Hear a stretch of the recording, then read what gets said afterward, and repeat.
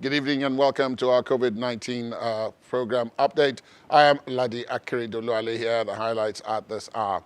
Strict enforcement of COVID-19 protocols characterizes day one of opening of schools in Lagos. For other states, it's good for some, not so good for the others. Economic effects of the COVID-19 pandemic, second day of layoffs in domestic aviation, just as flight operations restart from Jos Airport. And United Nations Secretary General warns countries that securing and increasing their budgets for education will be critical in the aftermath of COVID-19.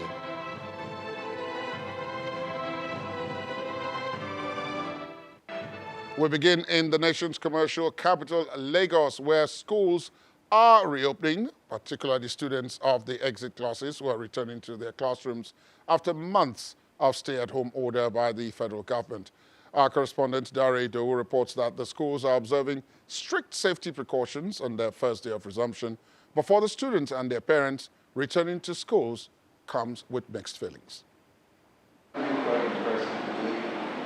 After months of compulsory shutdown of schools, disrupted academic calendar, and the growing trend of online classrooms, it's back to school time for the students who are hoping to pick up from where they left off.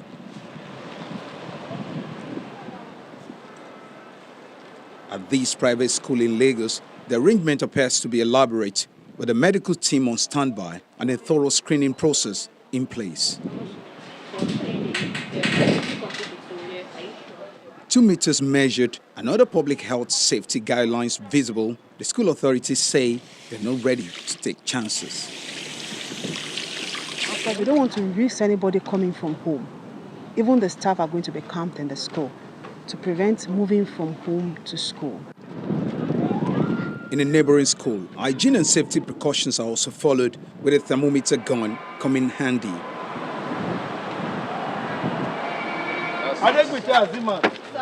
The story of this set of students are slightly different. They are residents in Lagos, schooling far away from home. Their parents have made a group travel plan, and what better time to embark on a long-distance journey than early morning. While some of these students are visibly excited about returning to school, there's also the reality of whether they might be too rusty to ace their forthcoming exams. And you are ready? Yes, very. By the grace of God, we are ready. Okay, so when is the exam in the first place? 17. We're also afraid that, a lot of them, for one thing or the other, because of the gap, they would have lost some things they were preparing to write in their exam before. But we pray that God will help them. Hoping to have checked all the safety boxes, the parents seek divine intervention. Put an end to this coronavirus disease in the name of Jesus. As these students head out for a 4-hour journey to Osun State, their parents say the news of the clean bill of health and good academic performance are all they hope for. Dari Idowu, Channels Television News.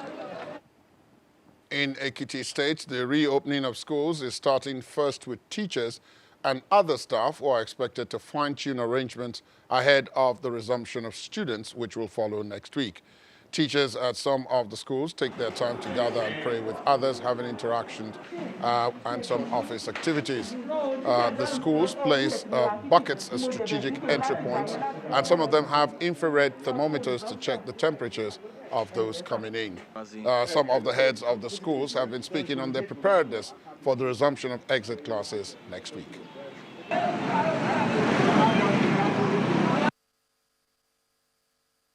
We have platform for the students, especially the SS3.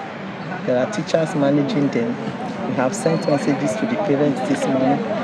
When the students are coming, should provide nose mask for them, at least 2 sanitizer, at least a bottle, small bottle, and then liquid soap for them. And the parents have agreed to do that. Then we have Veronica bucket at the gates, the 2 gates, the one there beside the inland club, and we have one here. So when they come, then we have stationed some Veronica buckets and liquid soaps at the entrance of their classrooms. So when they are coming, we wash their hands and put sanitizers. Then we arrange the hall to space them out because we have 97 of them. And we have a very big hall that can accommodate them.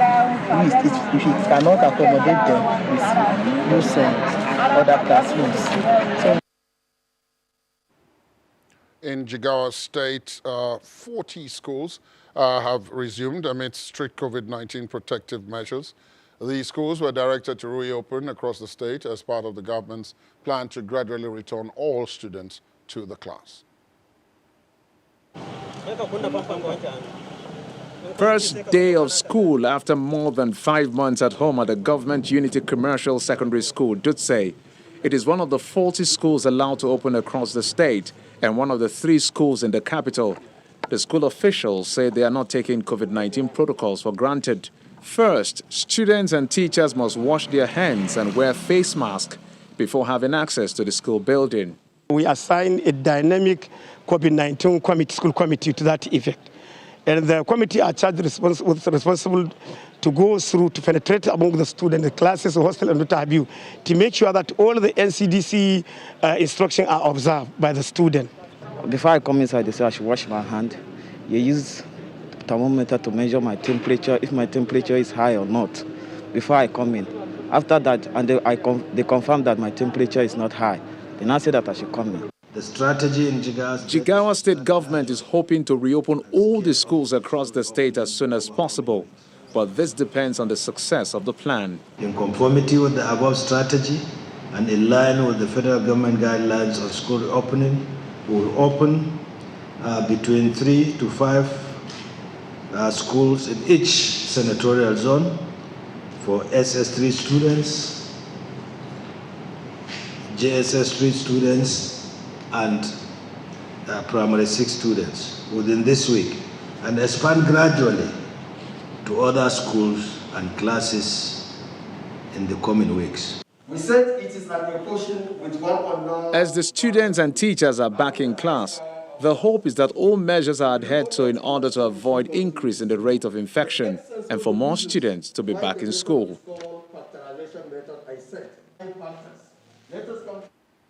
Exit students preparing for the junior and senior secondary school West African Examinations Council exam in Benue State today resumed classes ahead of the exams themselves, scheduled to begin on August the 17th. Amidst the COVID-19 scare and as the state government deployed about 1,000 thermometers to monitor students' temperatures. The state's Commissioner for Education, Professor Dennis Ichavia, who led stakeholders in the sector to monitor the resumption, as well as safety measures put in place by public school administrators, expressed satisfaction with the use of face masks, the hand washing points, and the general use of thermometers to check student and staff temperature. Schools today resume across Benue State in preparation for junior and senior secondary school students who are sitting for the WAEC examination in line with the federal government approval to take exams in the midst of COVID-19 pandemic.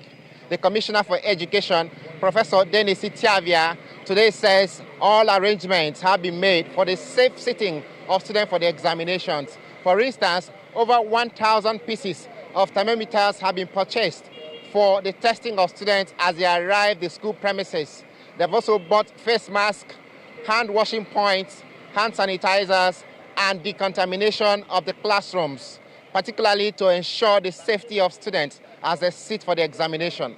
The Commissioner also says that teachers have been trained on hygiene and health discipline, and also that everyone who comes to the school premises will be closely monitored and watched to ensure that they are safe for the environment and for the examination to progress smoothly.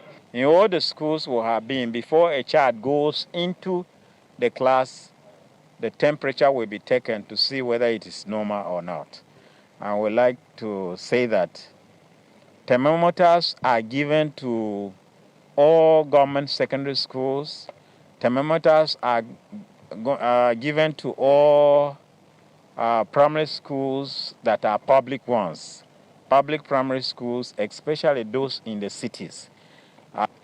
And we want it to be right up passage that once the children come, they will take their temperature before they will come in.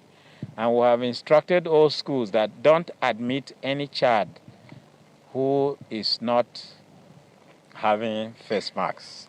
Also, students whom we spoke with say they are excited about the resumption of schools. They were in doubt whether or not they will graduate from school this year, but the opportunity afforded them by the federal government and the states in collaboration with management of the schools is giving them another hope of education and a shot at life. Some of the teachers also say that they are happy that they would be graduating students and proceed with normal academic activities should government approve for resumption in gradual and steady phases. From Makadi, the Benue State capital, Pius Angbo for COVID-19 update. Thank you, Pius, reporting from Benue in the North Central. From there, we move to the South, where exiting students are getting ready to resume school on August the 5th, 2020. That's tomorrow in Bayelsa State. And the government there has provided about 10,000 face masks, scanners, and other hygiene-related materials for the secondary schools across the state. The governor, Duoye Diri, has also inaugurated a monitoring committee charged with the responsibility of ensuring full compliance of COVID-19 protocols by all schools.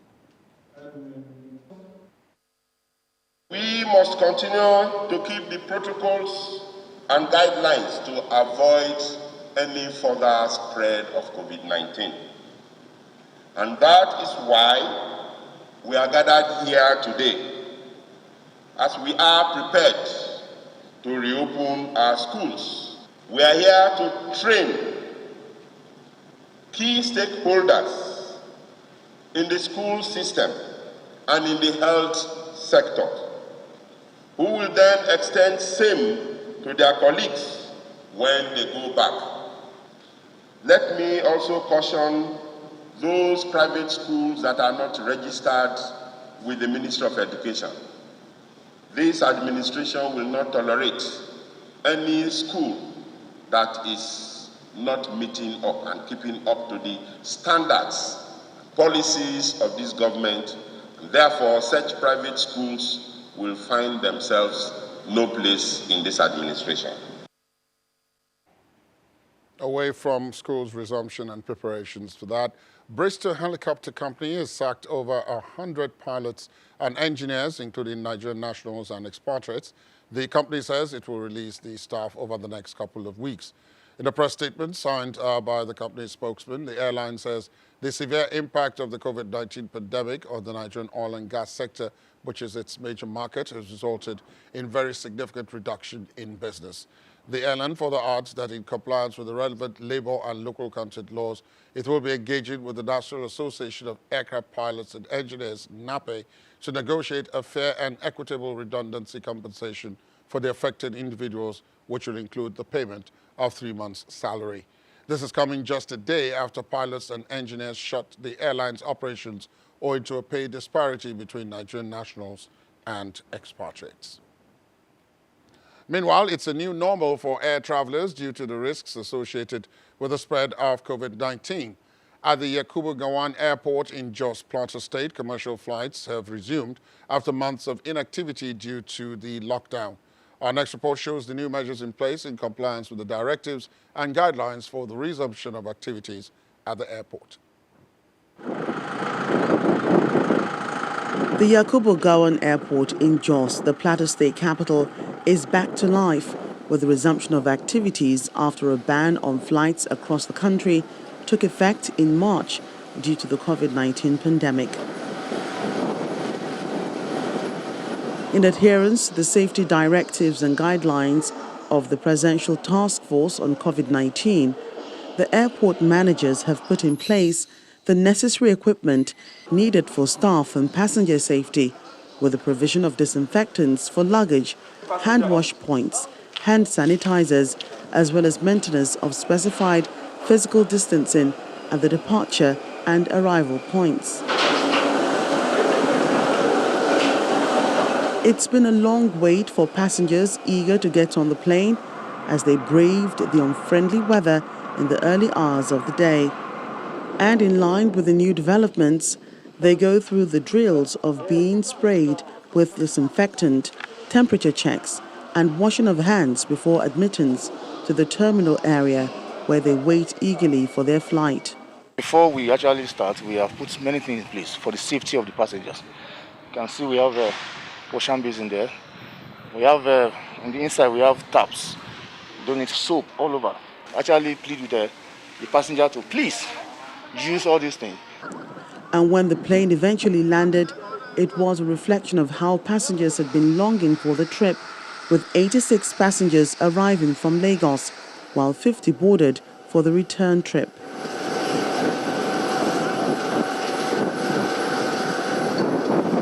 A big relief for many. At first, I was a bit skeptical, but with what I have seen on ground, I think it's safe. Our lives are coming back to normal, and it's wonderful. It's wonderful. At the airport, the arrangements, the protocols have been very, very okay. But I was surprised that when we entered the flight, there was no physical distance in the flight. No space was left. All the spaces are filled up. It was unlike what you saw at the airport. The gradual resumption of flights in airports across the country means passenger activity will no longer be the same, with the COVID-19 protocols now a permanent feature in addition to the usual security checks. Let's take a deeper look at this issue of schools reopening and preparations for that. It's been around more than 2 months, actually, in many countries, but in the case of Nigeria, more than 4 months since schools closed, affecting more than 1.5 billion children and youth. That's talking about 90% of the world's student population. Closures happened in quick succession as a measure to contain the COVID-19 virus. And just as speedily, government deployed measures for learning to continue through platforms such as television and radio, and in what has been the most far-reaching experiment in the history of education. But when it comes to reopening of schools, the tempo is far from uncertain. So let's take a bit of a deeper look at this. I'm being joined by Mr. Remy Tairo, who is a certified workplace psychologist and president of the Institute of Productivity and Business Innovation Management. Thank you so much for your time. My pleasure to be here. The whole issue about schools resuming and so on, I think most of the time people are focused more on students and teachers and what they think and whether there's water. But there's also the function of the workplace where all the learning and teaching is going to go on. How much attention do you think has been focused on that? You know, when I saw yesterday on the television, I saw the teacher trying to teach the students using the a nose mask, and then because the student could not hear, they couldn't read the lips, so he had to remove it, and then the students were already blocked, and then they were like, so he had to remove it to try to explain himself, because it can't be talking, teaching or passing across information to students, covering your nose and your mouth, so you have to remove it. So I said, this is defeated. So the teachers could be above the law, It's okay, have a teacher, all of you be on mask, and then then when they get back to the staff room, who's checking that? And then it's okay, any student who's not using this will send it out of the school, but the teachers, who is taking care of that? So I think the health ministry, either in the local or state or federal level, should be able to find monitors, supervisors who goes to the school, or train some people in the school to be a kind of experts, people who look at the things that should be done in the proper way. If not, in the next few weeks, you will go and take a look at the school again. There will be a totally different thing, which is my fear here. Yes, but something else that's been mentioned, and which I want you to think about while we take our first break on the program, is the fact that there are those who have said, well, this resumption, mind you, is for exit classes only to take exams. Yeah. Someone pointed out yesterday that even that is going to involve a lot of movement, teachers, students, and all of that. What fears have you about that? But we'll take that after this break. Please stay on with us.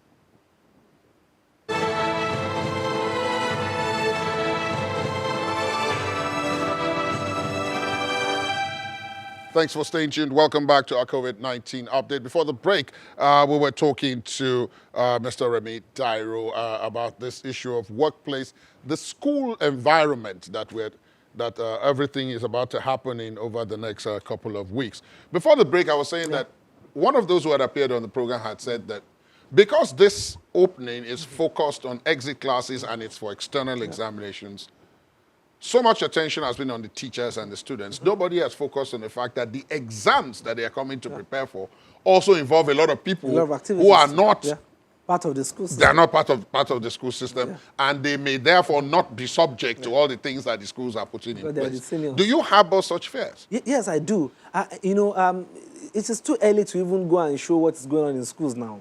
I will advise you to go without camera in the next 2 weeks. You will see that all guards will be down. Now, there are schools that doesn't have water. They have to go and get water somewhere. The state doesn't have enough water for such, schools, state have enough water for such activity. Right. But they will go and get that because, we're just resuming. The soap to wash hands, what is the quality of the soap? I've seen people washing hands with the wrong soap and then their hands are, and these are, young people is coming to school. And then the sanitizer, what is the quality of the sanitizer? And this sanitizer must be 70% alcohol and then bacteria, virus, different kind of, but some schools, because they are looking for cheap ways to bring the price down, they just want to go into that. So, and then if these examiners come to school, you can't, because they are the bosses from the That's it, because they're the ones coming to conduct the exam. And then they are here. They might not even use nose mask. Can you ask them to go back? Because they just go back with the exam, question papers and all that. So, at that level, there's a lot of activities, a lot of movements, a lot of non-social distance activities that will go on. What you are seeing today, social distance, marking the floor and all that, happens because we are just coming in and then we need to prove to the world that, we are really ready. By the time the exam starts, one of the things I want you to realize is when you block your nose and your mouth, you can't think very well. For the student to write exam in that condition, I have written exams, so many exams before, even as an adult. Sometimes I'll be scratching my head. Then you now ask them, everybody put on your nose mask. Oh, yeah, put it there. Now, before you write this exam, at the point, forget about this exam. Do you want to send me out of the exam or you want to take away the exam paper from me? So we have to look at that. So psychologically, students are also traumatized. All of you come here, one by one, your name. Have you taken the soap? Okay. You can even forget what I've read overnight. So some of them, I saw the parents send them to the point praying with them. Oh, my children are going. As if they are going. Those ones are traveling. They're actually going from Lagos to Osun. As if they are going to die. And you see the parents praying. Psychologically, the children will say, what's going on here? Are we really going for exam or we are going to die? So I think we can solve this problem through technology. Because we have used the radio, used the television, and used internet, data, and all devices to be able to pass information across to the students over the months, past this month. They've been having classes online, so can we think of bringing in those money we are using for all this activity to a technology that can recognize the student to appear before a device? It might not even be the device of the student. It could be sent from it could be WIC examination, COVID exam special device. Right. And then that device will take your iris because each one of us in this world have our unique customized iris. So that exam cannot be done by a father or brother or sister. It could be done, or it will be done by that student. Then the thumb print. Then we can say, time to start now, action. Then the student starts. Then immediately the time is up. Then the question disappears.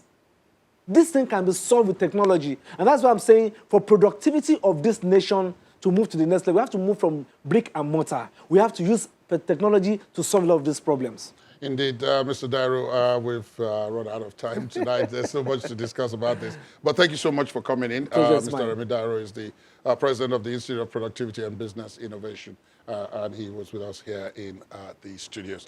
Now, let's take a look at what the latest figures are from the NCDC about COVID-19, which is what has started all of this. And that is that 288 new infections were confirmed overnight, a record low compared to the previous daily cases in the last 4 days.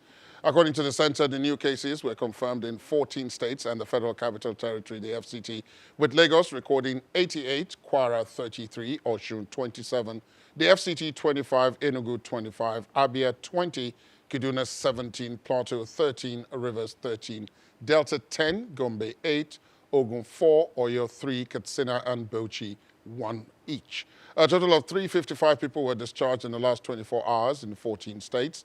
Edo 92, Enugu 60, Kwara 45, Oyo 33, Ogun 25, Oshun 23, Kaduna 21, the FCT 17, Rivers 17, Kano 12, Bayelsa 5, Imo 3, Gombe and Plateau 1 each, putting the total recoveries at 20,663 nationwide.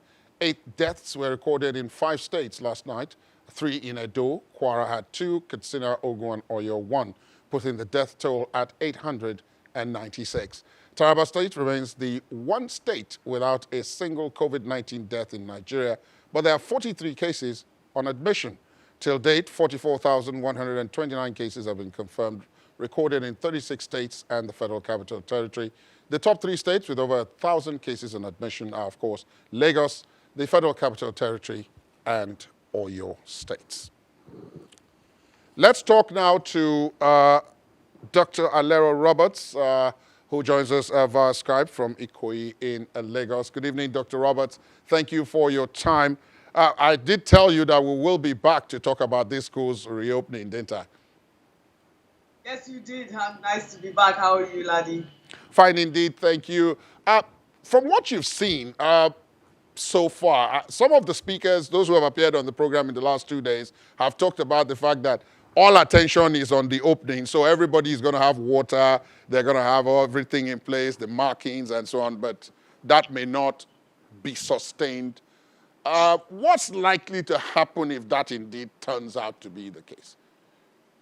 Well, unfortunately, we do know that that will turn out to be the case, because that is what human nature is all about. On the first day, everything will be spick and span according to the protocols, but very quickly we're going to lapse back to what we're used to doing. I mean, this afternoon I had to go to the bank and they had all the beautiful markings on the floor and everything, but everybody was crowded around. And that's just human behavior, because at the end of the day, we are all just a little bit tired of this, and we are all beginning to let our guard down, as the psychologists earlier on did say. This is what we're going to see, and unfortunately, the coronavirus is something we are going to have to live with for quite a while as yet. So we just have to, for me, I think it's more important that we spend more resources looking at how we can strengthen the health sector and strengthen the health services to be available when people do get sick. Notice I said when, not if. Yes, indeed. Now, the other thing there is, of course, is that this opening of schools, particularly as it relates to Nigeria, is just for pupils to go in, the ones in the exit classes, sit these exams, and go back home, presumably. Not for everybody. And yet, there are all these fears.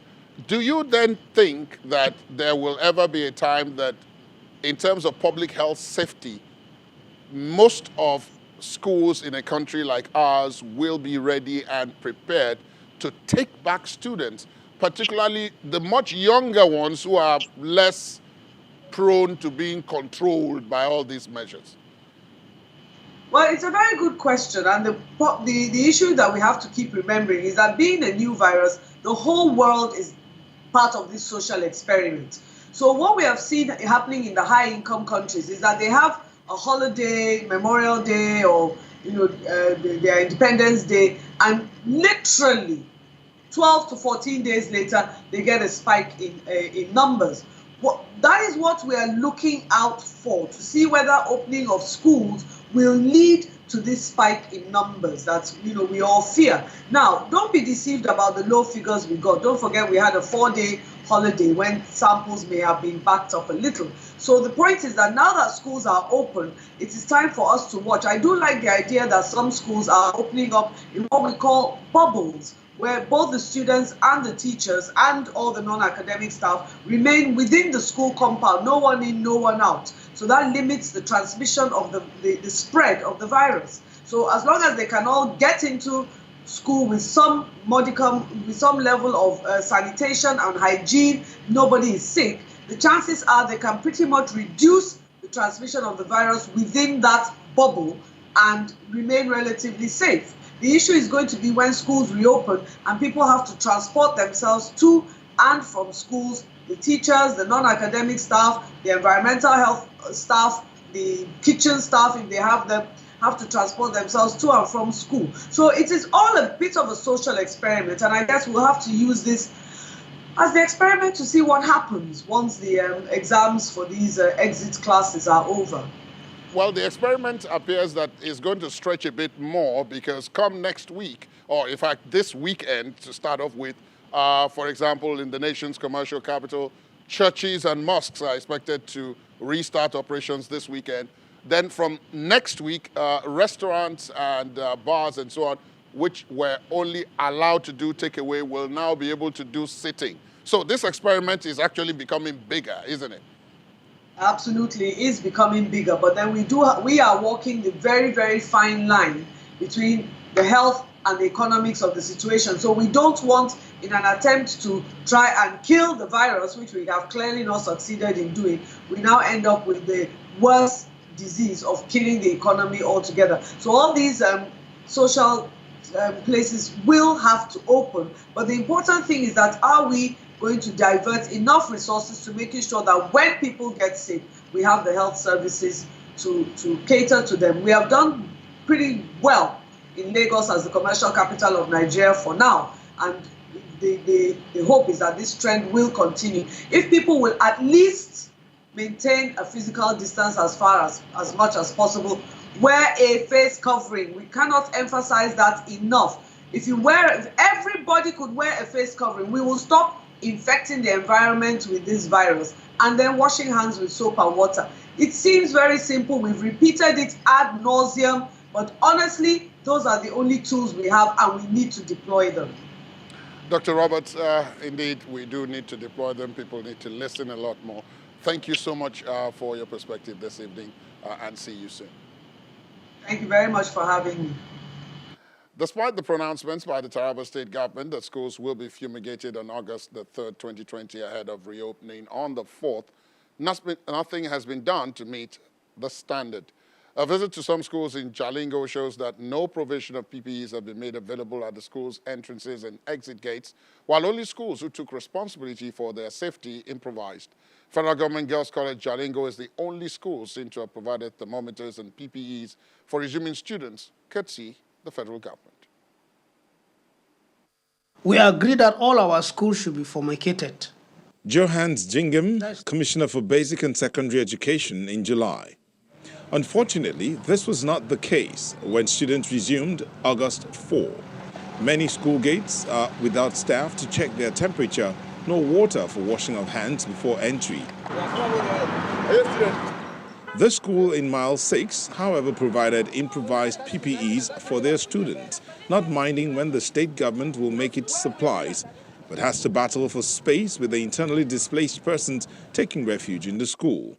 This morning, I complained to my ES. I spoke with him, and also with the uncles, Piero, and my ES has promised to meet the commissioner this morning. I believe maybe they might have forgotten that we still have some IDP in the school. So maybe by doing that, the government may come in to take them to a different place, because we can't keep them with the students. Social distancing is observed within the classes, but outside, it's totally forgotten, and the exchange of pleasantries is the order of the day as they resume in Taraba. The students speak on their expectations and what they feel is lacking. The thermometers are to be there, so they'll be checking the student temperature. I'm happy with the hand sanitizer that is there also, because you wash your hand before coming to the school and you wear your face mask. I'm very happy with that. I'm satisfied with the hand sanitizer and the water, but we need masks and gloves to cover our hand before we enter the class. Elsewhere, the Federal Government Girls College Jalingo is the only institution that has complied with the set standard of safety measures, ensuring that no one gets into the institution without doing the needful. The Commissioner for Basic and Secondary Education in Taraba, who declined speaking on camera on why the PPEs have not been provided by the state government, says the order made for the supply is still pending, insisting that when supplied, it will be distributed to the 305 public and private schools scheduled to write the WAEC examinations. Let's talk to Aaron Phillip, who's a doctoral researcher at the School of Public Health and Social Work at the Queensland University of Technology in Brisbane, Australia. He joins us via Skype. Good evening, Mr. Phillip. Thank you for your time this evening. Good evening, Laddie. Thanks for having me. Well, I'm sure you probably heard and you've probably seen some of the pictures and the reports out of Nigeria about schools reopening. First of all, let me ask you, what was it like? What's the situation with schools in Australia? And if they're open, how have they gone about this process? Here in Australia, just like every other country that have been battling with the trade-off of opening economies, so that the economy does not suffer a lot. Here, a lot of schools went virtual. There were a lot of facilities deployed for students to still learn at home. But most of the schools have returned. In my own institution, there's a gradual face-to-face return for students and staff with all the guidelines from the WHO, physical distancing, use of hand sanitizers and all of that. So at the moment, there's been resumption for students in all parts of Australia, but in states where we've seen spikes at the moment, there has been shutdown of some institutions at the moment. Would you say there's a link between this issue of schools reopening and all the challenges that that brings and the spike that you just mentioned in some of the areas? Yeah, obviously, as it is with reopening, as we have seen and noticed in some areas, some of the cases that have come up in Australia, for instance, in some areas in Australia, some of the cases have been highlighted to have come up from students or from staff from institutions who would have, for instance, gotten it at different points of contact or wherever they've gone. Although there were a lot of measures put in place to curtail this, but then there were still outbreaks, and those schools were shut down again. Students went back to online learning, and then the testing and cleaning of schools. So yes, to a very large extent, there's always that link with the outbreak in schools. What do you think are the lessons, given the kind of examples that you have seen and witnessed in Australia out there? What are the kinds of lessons that you think that back home in Nigeria we can take from your experience to guard against some of the pitfalls that accompany this social experiment? Some have described it as that we're undertaking, this balance between health and resuming normal life. Yes, so it is, there's a lot of lessons we can learn, but as it's known in Australia, and comparing Australia and Nigeria, it will be so ambitious to run a lot of comparisons in drawing some lessons, because these are context-specific measures, context-specific ideas in line with the funding they've got and all of that. Here in Australia, it was easy for most schools to open up and life to go back to normalcy for students who, as a matter of fact, did not lose out much, because there was daily virtual learnings and face-to-face interactions with their students while they were at home. But of course, as we will know, this is not entirely the case in Nigeria. So although we will want to learn, as we have learned over the past from most countries regarding lockdowns, regarding opening up economies, as we're seeing with trade-offs where people are gradually beginning to open. We've opened the economy now in Nigeria, we've opened up schools, but although some of the things that have happened in Australia, as we have seen, they've got some structures that work there. We will have to just adopt some of those structures locally. I have seen that the opening of schools, as some of the points highlighted by the presenters you had earlier, most of the schools have been opened, and most of the strategies that have been employed by some of these schools, as I've seen from your program today, is probably the same thing that has been employed by most institutions here.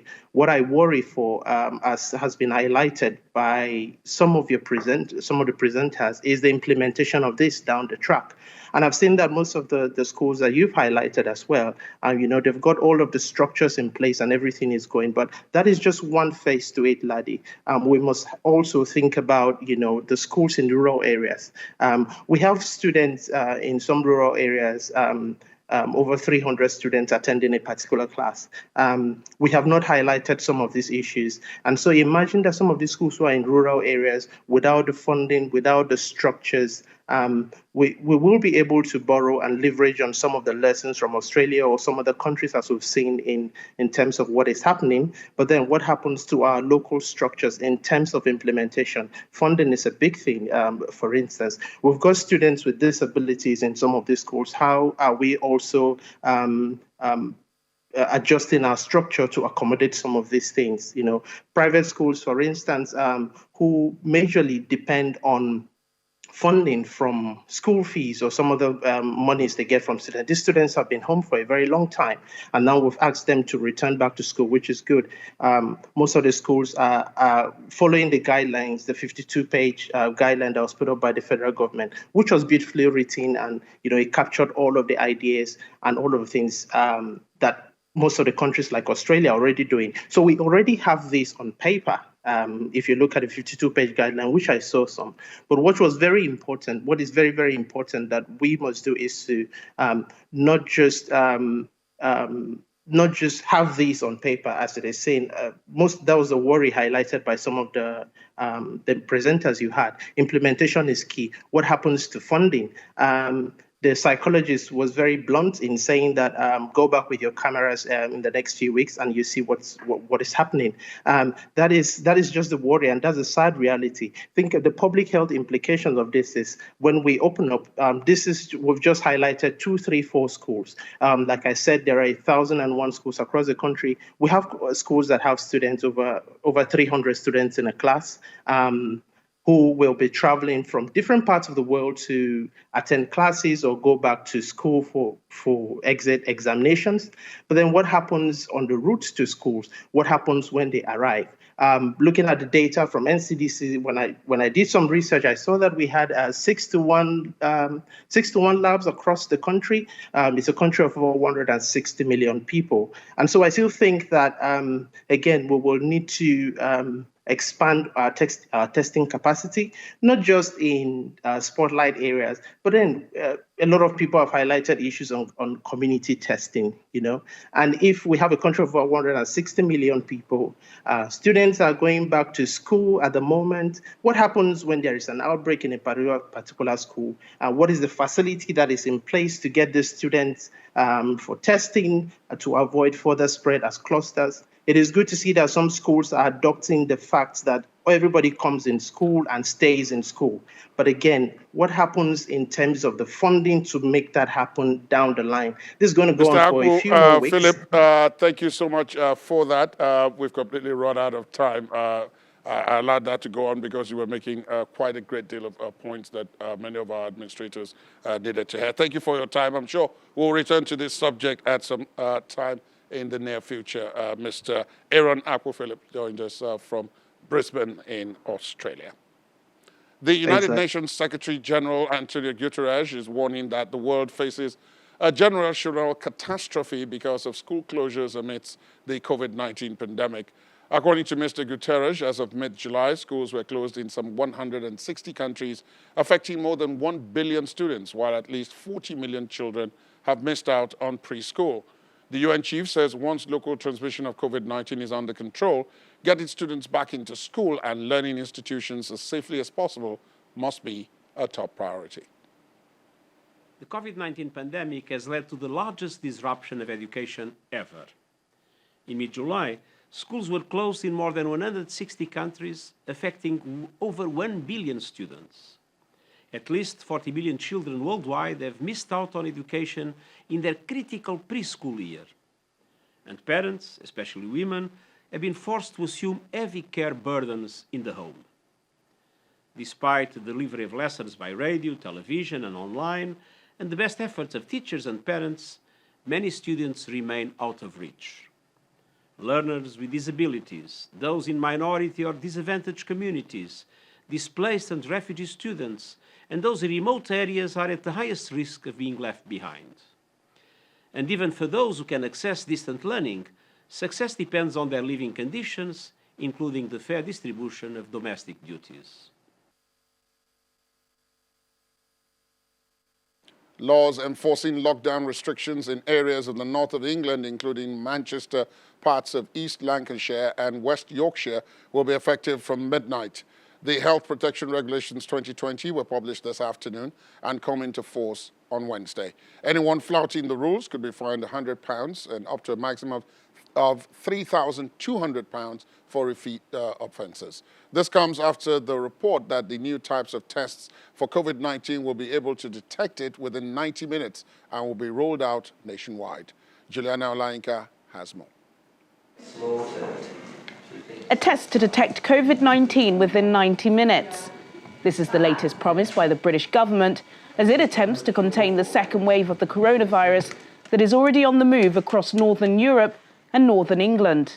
Well, this is a big step forward in terms of how quickly we're going to be able to get tests turned round and also how widespread we can make tests. We're on track to deliver 500,000 tests a day by the end of October, but new technologies like these two will help us to accelerate that. 500,000 tests a day in October, according to the Health Minister, but the producers of Lampor and DNA Nudge have set a far more ambitious figure. We're targeting 1 million tests in August, and then we can scale very quickly up to 1 million per week. This race against time is rather necessary. Millions of school children will be back in the playground in the next few weeks, and there are concerns that the country's healthcare system may come under severe strain in the winter months. Without a vaccine, a fully integrated test, track and trace system is the only solution to opening up the country as a whole. I have to tell you that we're looking at a resurgence of the virus in some other European countries. You can see what's been happening in the United States. And so it is absolutely vital as a country that we continue to keep our focus and our discipline, and that we don't delude ourselves that somehow we're out of the woods or that this is all over, because it isn't all over.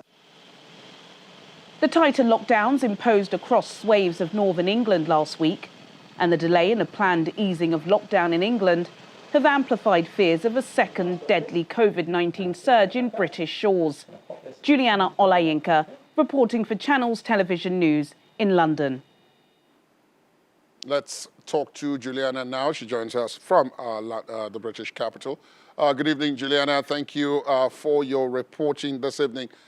This 90-minute vaccine, it's supposed to be a real game changer, but there are those who say the UK was already doing very well with its number of tests and so on. So what is it supposed to actually achieve in terms of response strategy?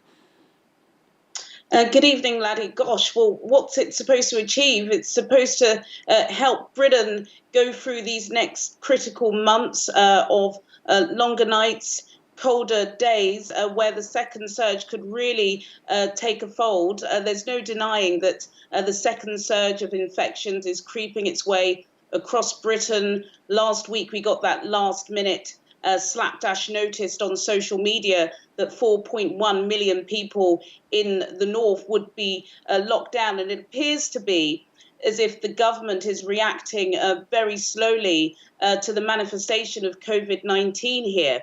Now, this new test couldn't come at a better period.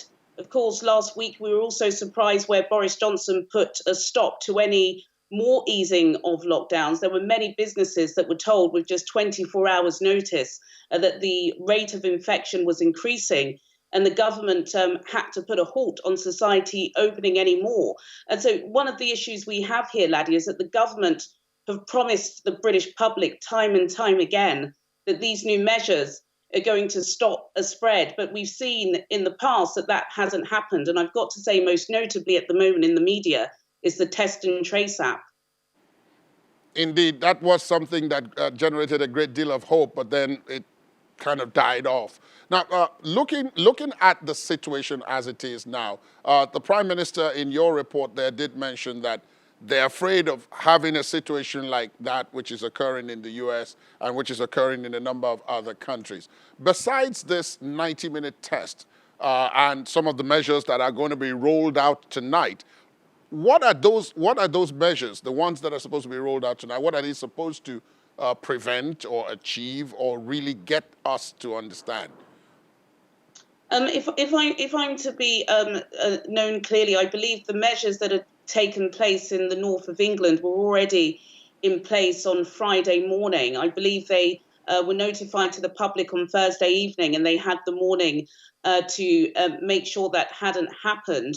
The latest schemes that are happening at the moment is that on the weekend from the 1st of August, the Prime Minister had been telling employers that they should encourage their employees to go back to work. That was what we were expecting in terms of the big deadline. And on Monday, there were some estimates that footfall was only 20% more than the time before that. There's also another row between the London Mayor, Sadiq Khan, and Boris Johnson, because there are some boroughs, in fact, 17 of 26 boroughs in London are seeing a surge in infection. But unlike the north of England and Greater Manchester, London is a much bigger city. And so the timing of this information is also very crucial. And the opposition Labour Party have been very quick to pull the Tory government out on that.